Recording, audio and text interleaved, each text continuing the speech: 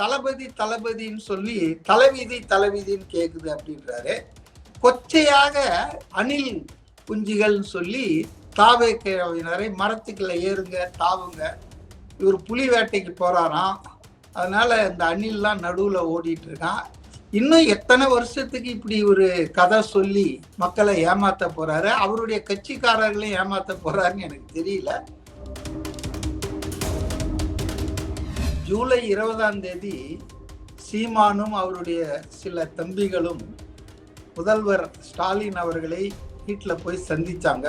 தாவேக்காவை கடுமையா திட்டணும், தாக்கணும், அம்பலப்படுத்தணும், கூலிப்படை வேலையை நாம் தமிழர் கட்சி தலைவர் சீமான் கிட்ட ஒப்படைச்சிருக்காங்கன்னு அன்னைக்கே நம்மெல்லாம் சொன்னோம். அது இன்றைக்கு மெய்ப்பிக்கப்பட்டிருக்கிறது. அதுல டிவிகேன்னு சொன்னா டிவிகே இது இவருடைய புது கண்டுபிடிப்பு இல்லை. அது கூட திண்டுக்கல் லியோனி என்ற திமுக மேடை பேச்சாளர்கிட்ட காப்பி அடிச்சுதான் சீமான் நேத்து பேசினாரு. நேற்றைய நிகழ்ச்சி நீங்க சொன்னீங்களே, மேடையிலிருந்து கீழே இறங்கி ஓடுறாரு, பத்திரிகையாளர் அவங்க கட்சி ஆலையை கூட தாக்குறாரு. இதெல்லாம் ஒரு தலைமை பண்புக்கு இலக்கணமே இல்லாமல் செயல்படக்கூடியவர். என்ன கேட்டா அவர் ஒரு வாய்ச்சொல் வீரர், வசன வியாபாரின்னு தான் நான் நினைக்கிறேன்.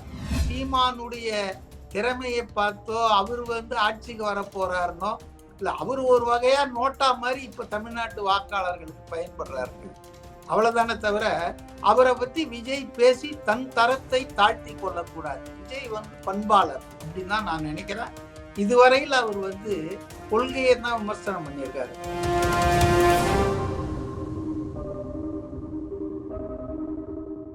சார், திரு சீமான் அவர்கள் நேற்று ரொம்பவே கடுமையா தாவேகா தலைவர் விஜய் அவர்களை தாக்கி பேசியிருக்காரு. இதுக்கடுத்து ஒரு சில சலசலப்பும் அந்த நாம் தமிழர் கட்சியோட மேடையிலே நடந்து, இதெல்லாம் அதை பத்தி இப்போ டிஸ்கஸ் பண்ணுவோம். ரொம்பவே கடுமையான வார்த்தைகள் ஜூலை 20 சீமானும் அவருடைய சில தம்பிகளும் முதல்வர் ஸ்டாலின் அவர்களை வீட்டில் போய் சந்திச்சாங்க. கேட்டா அவங்க அண்ணன் முத்து இறந்ததுக்கு துக்கம் விசாரிக்க போனோம் அப்படின்லாம் கதை விட்டாங்க. அன்றைக்கே நம்ம சொன்னோம், இது திமுகவுக்கும் நாம் தமிழர் கட்சிக்கு இடையே ஒரு டீல் முடிவாயிருக்கு. அந்த அசைன்மெண்ட் என்னன்னா, தாவேக்காவை கடுமையா திட்டணும், தாக்கணும், அம்பலப்படுத்தணும். ஏன்னா அதை திமுகவினர் நேரடியாக பேசினா அவங்களுக்கு மக்கள் மத்தியில கெட்ட பேர் வந்துடும், ஓட்டெல்லாம் குறைய ஆரம்பிக்கும். ஆகவே அந்த கூலிப்படை வேலையை நாம் தமிழர் கட்சி தலைவர் சீமான் கிட்ட ஒப்படைச்சிருக்காங்கன்னு அன்னைக்கே நம்மெல்லாம் சொன்னோம். யார் சொன்னாங்களோ நான் சொன்னேன். அது இன்றைக்கு மெய்ப்பிக்கப்பட்டிருக்கிறது. அதாவது அவசியமே இல்லாம, தேவையே இல்லாம, நியாயமே இல்லாம, இதுவரைக்கும் தேர்தல் களத்துல போட்டியிடவே இல்லை, ஆட்சியிலேயோ அதிகாரத்திலோ இருந்ததில்லை, ஊழல் முறைகேடு மக்கள் விரோத நடவடிக்கை சட்டம் ஒழுங்கு சீர்குலைத்து இந்த மாதிரி எந்த குற்றச்சாட்டுக்கு ஆளாகல. அப்படி இருக்கும்போது ஒரு முதல் தேர்தலில் போட்டி போடுற ஒரு கட்சியை குறி வச்சு சீமான் தாக்குறாரு.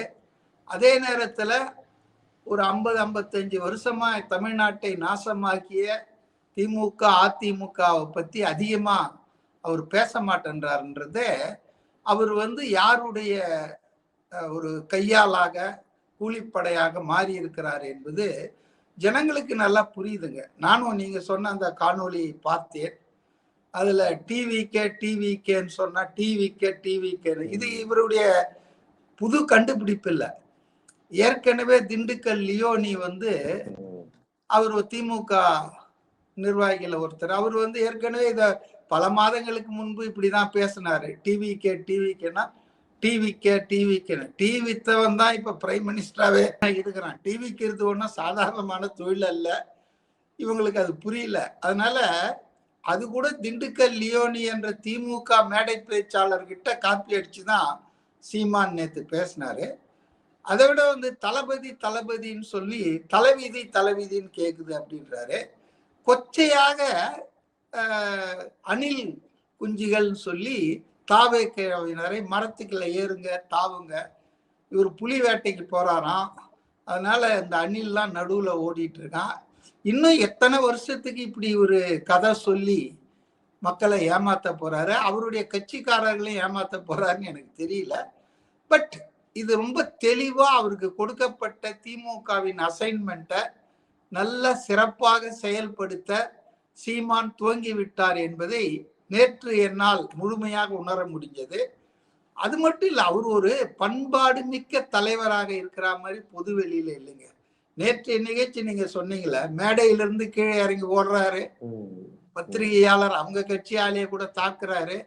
இதெல்லாம் வந்து ஒரு தலைமை பண்புக்கு இலக்கணமே இல்லாமல் செயல்படக்கூடியவர்.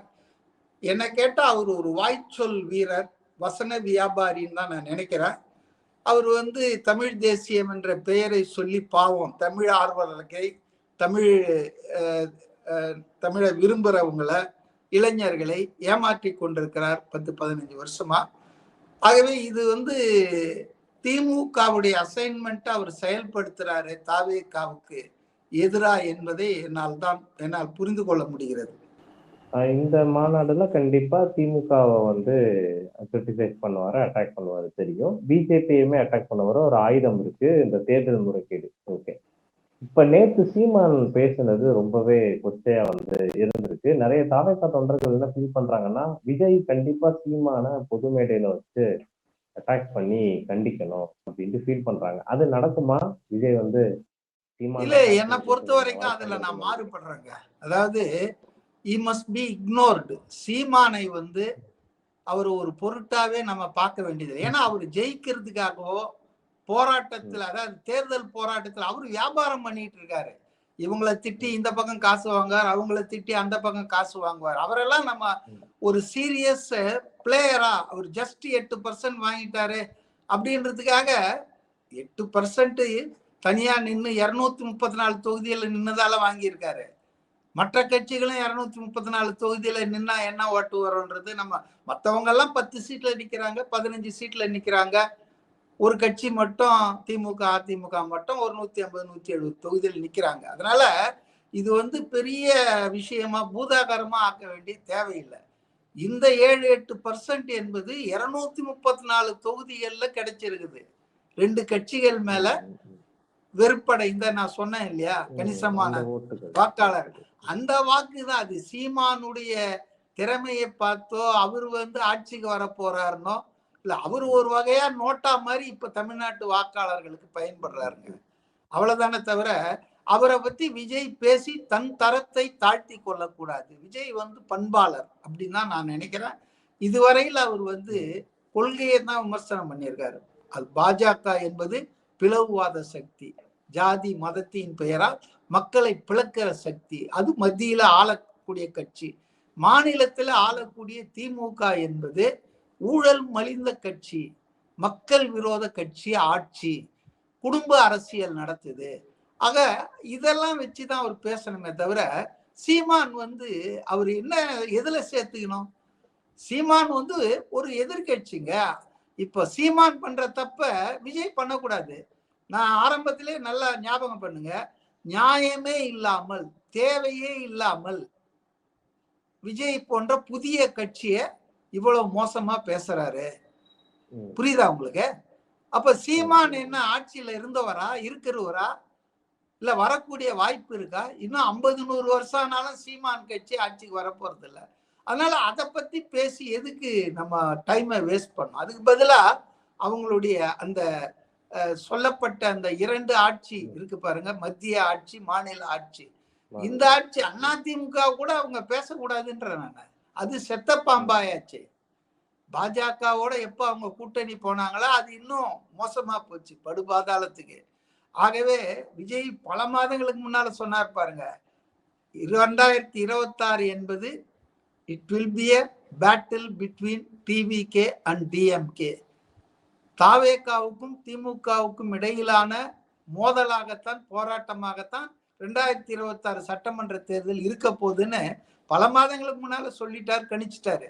அதுதான் நடக்க போகுது. அதனால இந்த 2 கட்சிகள், ஆளுங்கட்சிகளை விமர்சனம் வைக்கிறதும் மற்றவர்களை பத்தி எல்லாம் கண்டிக்கவே கூடாது. விஜயை பொறுத்தவரைக்கும் என்னுடைய சஜஷன் என்னன்னா, அவர் பாசிட்டிவா தான் பேசணும், பாசிட்டிவா தான் அவருடைய ஆட்டிடியூட் இருக்கணும். ஆண்ட கட்சிகள், ஆட்சியில இருக்கிற கட்சிகளை விமர்சனம் பண்ணலாம். அவர் ஆட்சிக்கு வந்தா என்ன செய்ய போகிறோம் என்பதை ஒரு ஓவரலா ஒரு லைன் அப் கொடுக்கலாம். அப்படிதான் அவுட்லைன் பண்ணலான்னு தான் நான் நினைக்கிறேன். மற்றபடி இவங்கள மாதிரி சில்லறத்தனமா அணில்ன்றது, அப்புறம் டிவிக்கேனா டிவிக்கவான்றது, அப்புறம் வந்துட்டு தளபதினா தலைவீதியா அப்படின்றது, இது மாதிரி சில்லறத்தனமான விஷமத்தனமான இந்த அப்ரோச்சை விஜய் ஒருபோதும் எடுக்கக்கூடாது. அவங்க தொண்டர்கள் விரும்பலாம், அவங்க அவரை வந்து இப்படி பேசினா நல்லா இருக்கும்னு. இது வந்து ரொம்ப மலிவான அரசியலுங்க. அவர் வந்து இந்த அரசியல்ல இந்த மாதிரி இதுல அவர் போகக்கூடாதுன்றதுதான் என்னுடைய தனிப்பட்ட கருத்து. Okay sir. இன்னைக்கு நம்ம இந்த காணொளியில நிறைய யூஸ்ஃபுல்லான விஷயங்கள், பரபரப்பான அரசியல் நிகழ்வுகள், சீமான் அவர்கள் தரப்புல எல்லாத்தையுமே வந்து பார்த்தோம். இந்த தாவேகா மாநாடு, மதுரை மாநாடு முடிஞ்சோடனே அதை பத்தி ஒரு சிறப்பா ஒரு மிகப்பெரிய ஒரு இதுல நம்ம வீடியோ பண்ணலாம் சார். நம்ம எல்லாருமே ஆவலோட வந்து இருக்கிறோம். விஜய் வந்து மாநாடுல என்ன பேச போறாரு அப்படின்றத உங்களோட நேரத்துக்காக நன்றி. ஓகே, நன்றி.